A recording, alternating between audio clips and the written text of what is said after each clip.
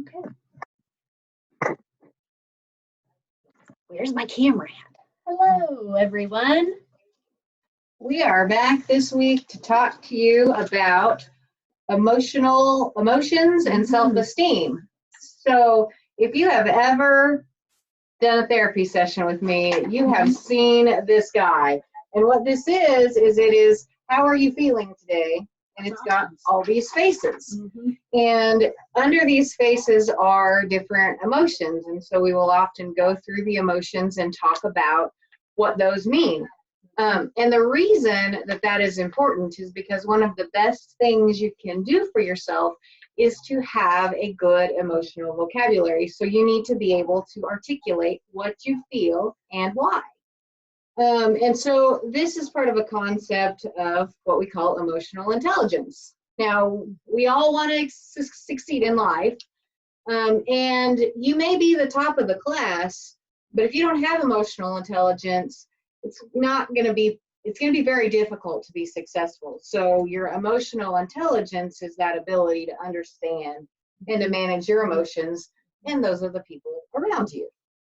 So there was this really smart guy, and he came up with basically 5 key elements to emotional intelligence. And so the first one of those is self-awareness. So that basically means you are aware of yourself, you know what's going on, and you can say how you feel in any given moment. Self-regulation is the next one. That means that you know how to manage yourself, basically. So, for example, for me, I know that if I have not slept well the night before, I'm probably not going to be a good decision maker that day. So I need to avoid the major stuff that I can. And so motivation is another one. Now, motivation is important because motivation is that thing that moves us forward. Right. And so if we don't have motivation, we're just kind of stuck and we stop. We also have empathy and social skills as being part of emotional intelligence.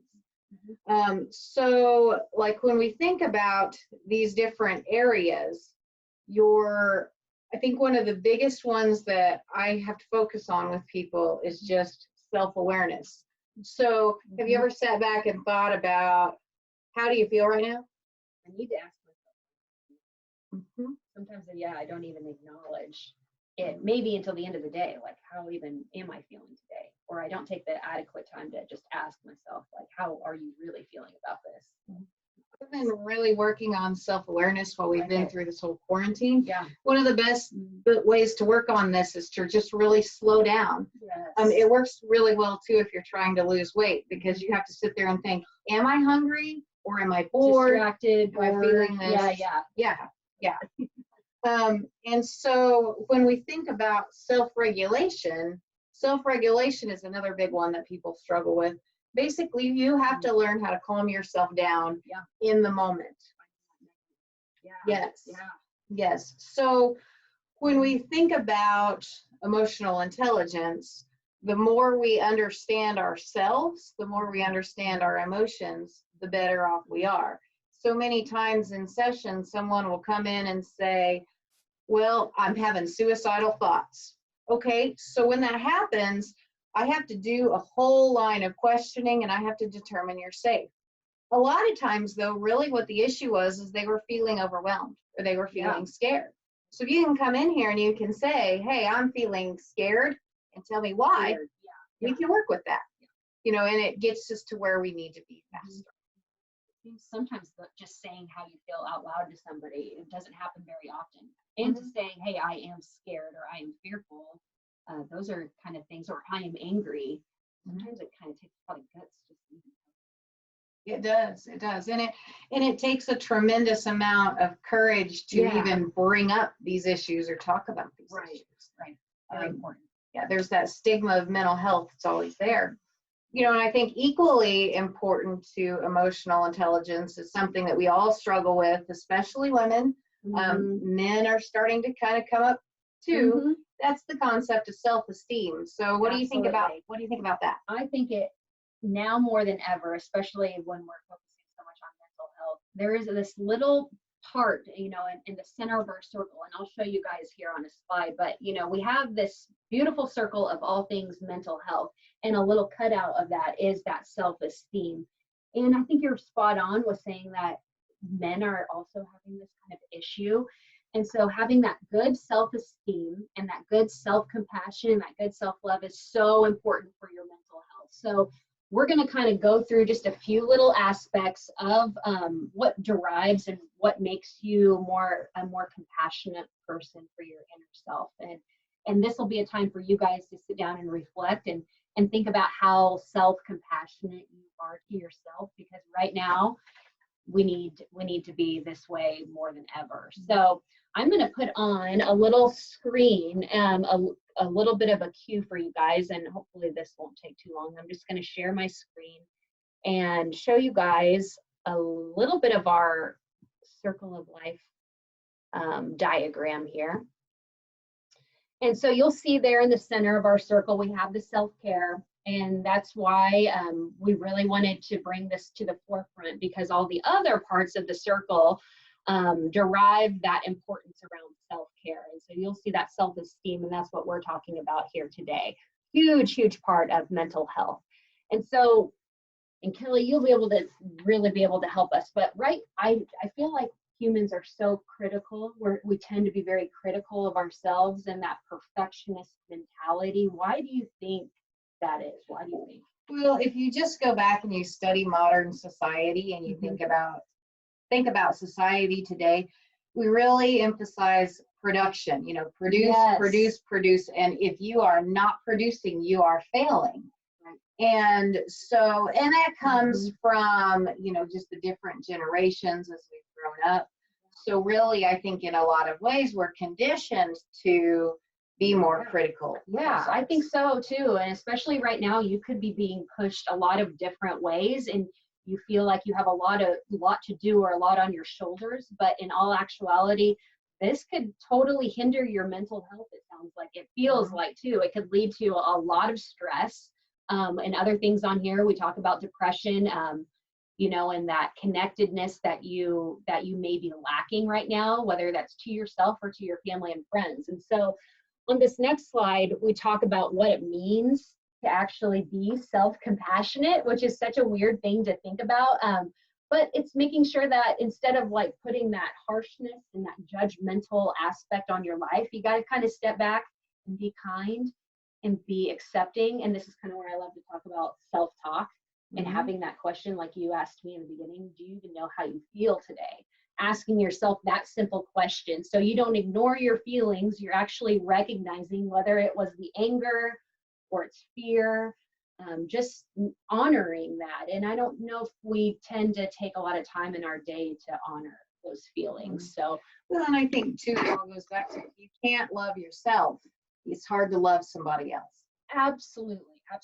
I think that plays a huge part. When you were talking about how your motivation can be totally hindered when you aren't being kind to yourself, and your motivation just kind of seems to take a plunge. And so I really like to emphasize that if we are more self-compassionate, have a little bit more self-esteem building opportunities, I think that you can see that success and that motivation start to improve, and that mental health overall just really improving, I hope. But what it doesn't mean is having a pity party, which I totally do that every so often. I feel like we probably all can wallow in our sorrows and kind of just feel down, and that's okay too. But if we kind of step back and take a moment to realize how you are feeling, talk about those emotions just with yourself, and realizing that it's okay once in a while, or perhaps I am angry, or I'm not calm, or and being okay with that. After all, we're humans. Keep the pity party short. Keep it short. Sometimes I'll do this technique where I can't remember who told me this or how someone told me this, but they said, if you want to be angry or sad, give yourself 5 minutes. Be as mad or as angry or as sad or whatever your emotion is at the time. Give yourself 5 minutes, set that timer, and then after 5 minutes, move on. That sounds like something I I might feel like say. you probably have told me that. I feel like that's probably where that came from. But it's been a tip that I use all the time. I'm like, I'm going to give myself 5 minutes and then I'm going to move on. You know? So how can you be more self-compassionate? Just giving yourself that time to acknowledge your emotions, and you can experience them from afar. And it kind of helps us. I remember when we were in this class, Kelly and I took, they told us that there are two parts of the brain. One's going to be your emotional side, and the other one's that reasoning in an objective way. But they were telling us when you give your self the opportunity to like identify or label your feelings, you're using that more objective part of the brain. And so you're not using that emotional response side, which could maybe take a hindrance. It could make you feel depressed. It could make you feel more stressed or extremely sad. And when you kind of take yourself out of that part and you give yourself a more of an objective stance, it helps to identify some of those emotions. And so the example is kind of labeling yourself, you know, that's just my inner critic, or that's my mean girl, or that's my Debbie Downer. I can be that person totally. And sometimes I'm just like, okay, that's Erica being a Debbie Downer about X, Y, or Z. And I like to refer to it as my inner Sheldon. yeah, the inner Sheldon. I feel like we can all relate to that. And giving it a name, they said to the other part that you feel more wise, giving a name to your voice, the warrior, wise woman warrior, whatever you want to call it, just your compassionate or your higher self, because that's a good part of your brain speaking to you. And so to be able to identify and think about those, that is actually a really good technique. So here are just some examples of statements that we should use more often. Saying that you love and accept yourself, of course, saying, that I did the best I could at the time. It's okay, I'm human, I do make mistakes, it's totally natural. And, giving yourself just the benefit of acknowledging and just saying there's nothing wrong with me. I might have made a poor decision, or I might have failed a test, or I might have, had that extremely exhausted feeling, but that's okay. That's all still normal. And so that gives us the opportunity just to ask some of those good questions. And just like Kelly said, like how she started out, it's all about asking yourself, how do I really feel? And, it's important to learn emotions and to experience them. Mm-hmm. You need to feel, and I get that anger and sorrow and some of those are very, very uncomfortable. Mm-hmm. But you also have, if you're not taking time to feel those, you're not taking time to feel the really good ones like joy. Right. And stuff that matters. And there's really definitely, yes, there's nothing better than the human experience. Mm-hmm. And the other thing that I would say, right now, this is a pandemic. This is it's a stressful time for everybody. Right. We can't forget the importance of human compassion, and that's compassion to ourselves. That's compassion to others, and perhaps one of the most humbling experiences, one of my former clients who had moved away sent me a card a while back. And he said, I was thinking about you. I know this is a hard time to do what you do. But, before I ever knew you, you walked by me and I could tell you were in a hurry because you were booking it. Yeah. But you looked me straight in the eye and you smiled at me with your whole face. You can see it in your eyes, like you truly put effort in that. And he said, you didn't even know me. But what I want you to know is that day I wasn't sure how I was going to get through the day. And when you did that, I realized that there was something worth making the day for. So smile with your whole face and don't forget that ounce of human compassion. Absolutely. I think it does something for yourself too when you do talk to somebody in that manner and you smile at someone. It kind of makes you feel good on the inside. And I think that makes a big difference. So it's like a win-win. It's a win-win situation. So we hope you guys enjoyed this.